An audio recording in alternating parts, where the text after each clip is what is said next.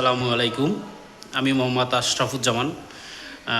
প্রিয় চাকরি প্রত্যাশী ভাই ও বোনেরা, আজকে আপনাদের সামনে আমি আলোচনা করব স্বাস্থ্য সেবা, যে স্বাস্থ্য বিভাগের স্বাস্থ্য পরিবার কল্যাণ মন্ত্রণালয় স্বাস্থ্য পরিবার কল্যাণের আওতাধীন চাঁদপুরে সিভিল সার্জন কার্যালয়ে স্বাস্থ্য সহকারী পদে যে আসলে এর কাজটা কি, স্বাস্থ্য সহকারী এর একটা পোস্ট, যে এর কাজটা কি থাকতে পারে। স্বাস্থ্য সহকারী এর বেতন কত? স্বাস্থ্য সহকারী এটা 16তম গ্রেডের চাকরি।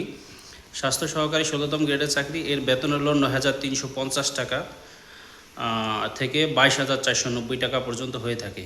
এর শিক্ষাগত যোগ্যতা কী দরকার? স্বাস্থ্য সহকারী পদের জন্য শিক্ষাগত যোগ্যতা উচ্চ মাধ্যমিক সার্টিফিকেট তার সমমানে উত্তীর্ণ থাকতে হবে।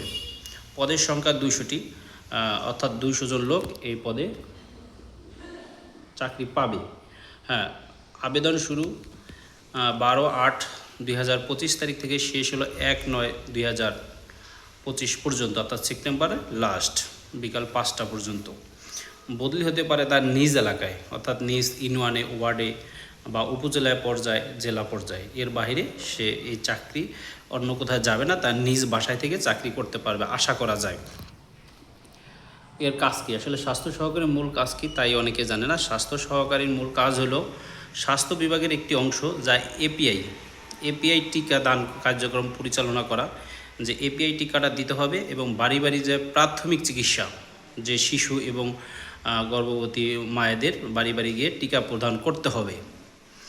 স্বাস্থ্যসেবায় মাঠ পর্যায়ে শিশুদের টিকাদান করতে হবে, এটা বড়, এবং মাঠ পর্যায়ে পোলিও খাওয়াতে হবে ছোটো ছোটো বাচ্চাদের, যা 5 বছর হওয়ার পরে বা আগে এটা খাওয়ানো হয়। স্বাস্থ্য সেবায় আর একটা কাজ হলো যে 10 বছর পর্যন্ত মা ও শিশুদের 10টি রোগের টিকা প্রদান করা হয়। 10টি রোগমুক্ত কাজ করতে হবে, যা এবং সমাজকে পৌঁছাতে হবে ইত্যাদি কাজ থাকে। 10টি রোগের টিকা প্রদান করতে হবে। স্বাস্থ্যসেবায় আর একটা আছে, পদোন্নতি আছে কিনা? অবশ্যই স্বাস্থ্যসেবায় পদোন্নতি আছে। স্বাস্থ্যসেবায় অনেক দিন চাকরি করার পরে, অনেক অভিজ্ঞতা অর্জন করার পরে স্বাস্থ্যসেবায় পদোন্নতি আছে। হ্যাঁ, স্বাস্থ্যসেবায় স্বাস্থ্য